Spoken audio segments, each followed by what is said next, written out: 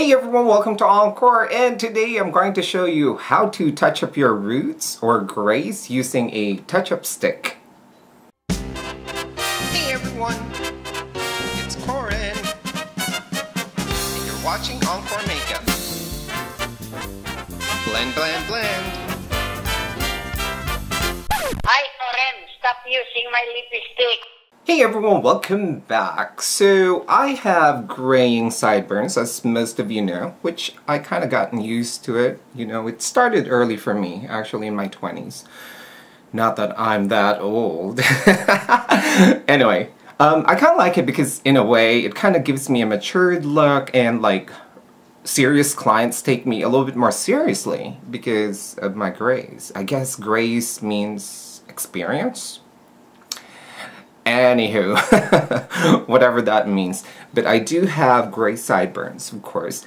And I'm going to show you guys how I touch up my grays, okay? And I'm actually using a touch-up stick, which is actually designed to temporarily cover gray roots.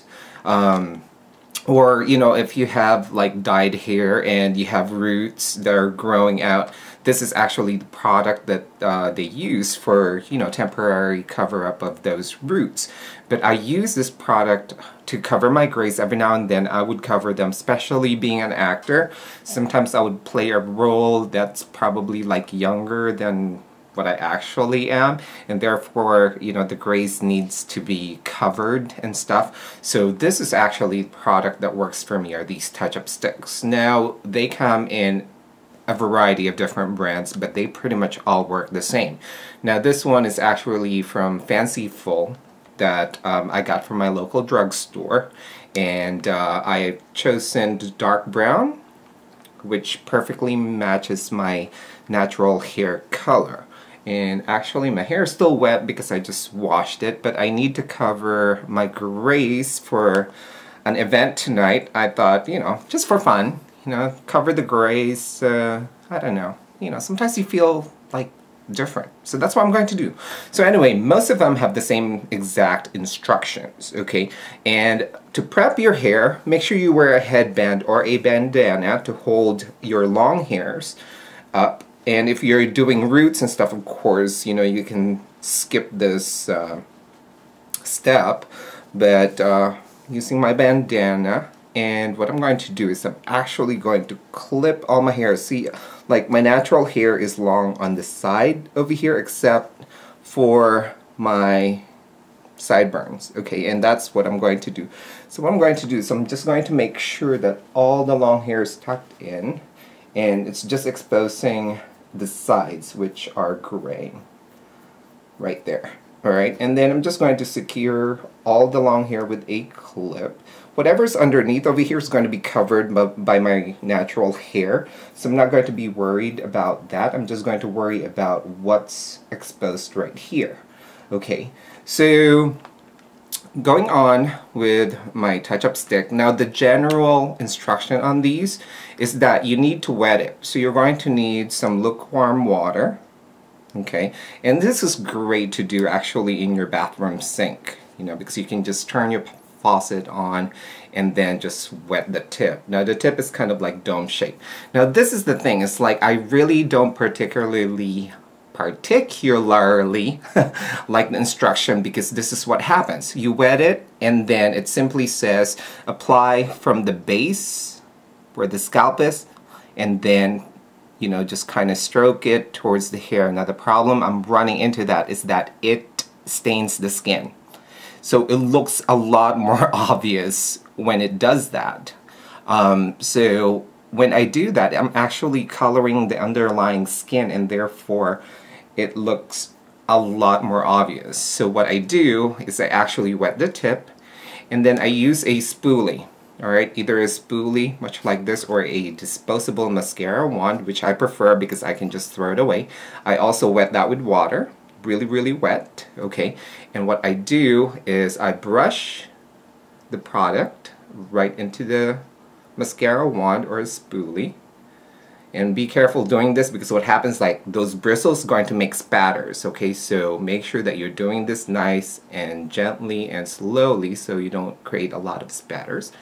And then once I get the product right into the spoolie, I just gently brush that right into the hair. And I try to be as careful as I can not to touch the scalp so that it doesn't stain it and makes it look obvious. So as you can see, I'm coloring my gray, so this is really, really cool. Now the only downside really is the smell.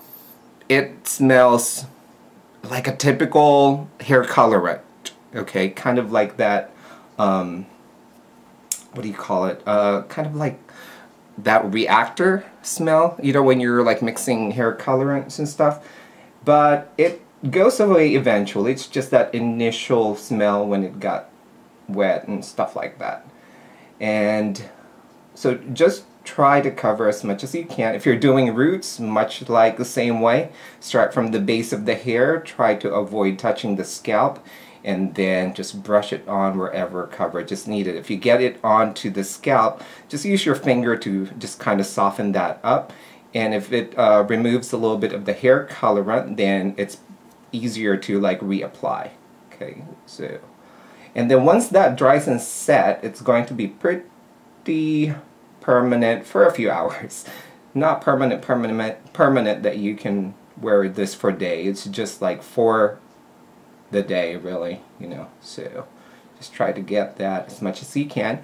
And then if it dries up on you, all you need to do is re-wet the brush. Okay, and a little goes a long way with this. So just spread it as much as you can. And then just let that dry. Okay, so it took about 2 minutes for it to completely dry, and the next step that I'm going to do is actually seal that so that I know it's going to last a long time, and you know, even if it's raining or something like that, it's not going to bleed on me.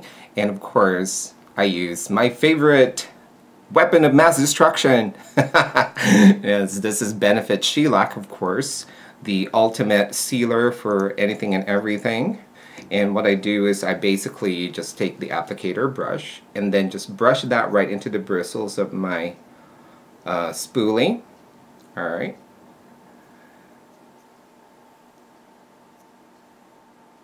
And then I'm just going to, again, brush that right onto the hairs, making sure that everything is completely sealed, so that way the temporary colorant is going to stay on the hair.